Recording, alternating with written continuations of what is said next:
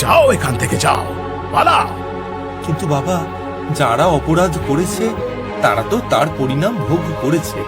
তারা আজই মারণ রোগে মারা গেছে, কিন্তু তাদের এই ভুলের কারণে যে নিরীহ মানুষগুলো মারা যাচ্ছে, তাদের কি দোষ বলুন? সেসব আমি জানি না। আমার ক্রোধের আগুন থেকে কেউ বাদ যাবে না, কেউ না। না বাবা, আপনি এইরকম বলবেন না। এই মারণ রোগে গোটা রাজ্য যে শ্মশানে পরিণত হয়ে যাবে। আপনি দয়া করুন, সমস্ত রাজ্যবাসীর উপর করুণা করুন। এই মারণ রোগ আপনি ফিরিয়ে নিন বাবা, ফিরিয়ে নিন। তোমার স্পর্শে আমার শরীর মনে এরকম এক অদ্ভুত স্নেহের ধারা কেন বয়ে চলেছে? তোমার প্রতি মনে একটা মমত্ববোধ কেন জাগরিত হচ্ছে? কে তুমি? কোথায় তোমার বাস? কি তোমার পিতৃ পরিচয়? বলো আমাকে। আমার নাম তেজস কুমার, বাড়ি গৌরগঞ্জে। হ্যাঁ? আর তোমার পিতামাতার নাম? সন্তোষ কুমার, মা স্বর্গীয় কাদম্বিনী। হ্যাঁ, তেজস, তুই ভালো আছিস তো? আরে, আমি তোর পিতা, তোর শৈশবে হারিয়ে যাওয়া পিতা আমি। বাবা, তোর মা মারা যাওয়ার পর আমি শোকে বিহল হয়ে পড়েছিলাম। তোর মাকে যে ভীষণ ভালোবাসতাম রে।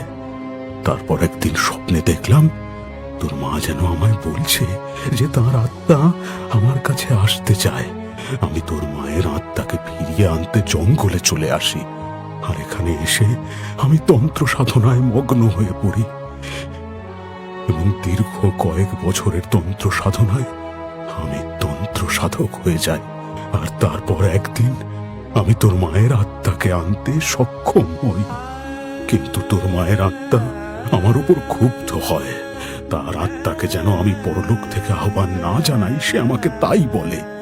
আর তারপর আমি কোনো দিনও আর তোর মাকে ডাকিনি।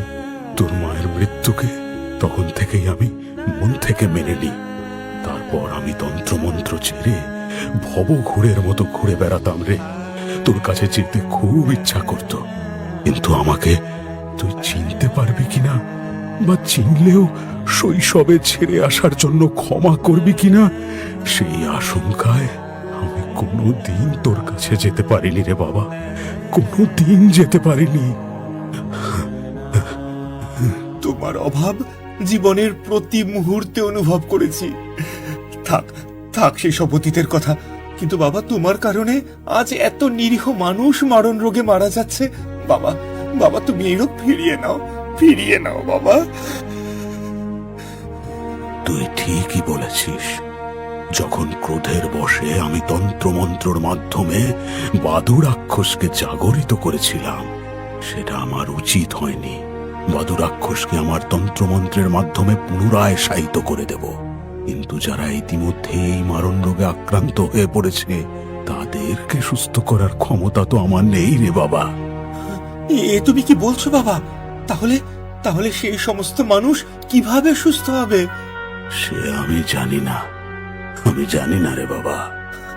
বাবা, কিছু তো উপায় আছে। তুমি তুমি ভালো করে ভেবে দেখো।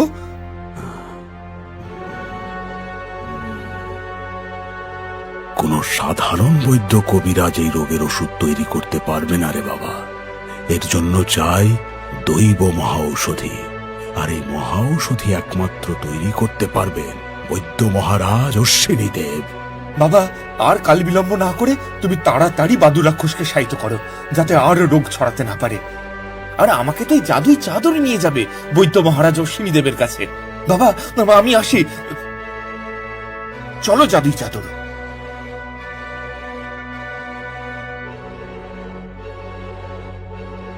ওম ক্রিং রিং ফট স্বাহা।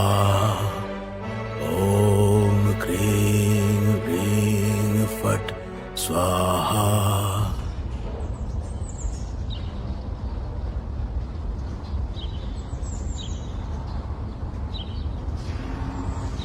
অশ্বিনী দেবের সাথে দেখা করার পূর্বে সারসবউকে জানিয়ে আসি, নয়তো আমার জন্য ও আবার চিন্তা করবে।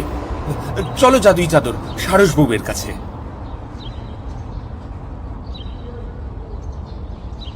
সারস বউ, সারস বউ, সারস বউ। এ কি, এই সকালবেলায় তুমি শুয়ে কেন?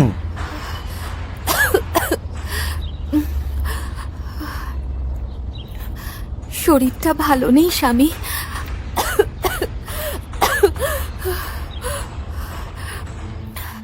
নদী থেকে জল আনবার সময় হঠাৎ আমার প্রচন্ড কাশি আর শ্বাসকষ্ট শুরু হলো। শরীরটাও খুব দুর্বল হয়ে পড়েছে।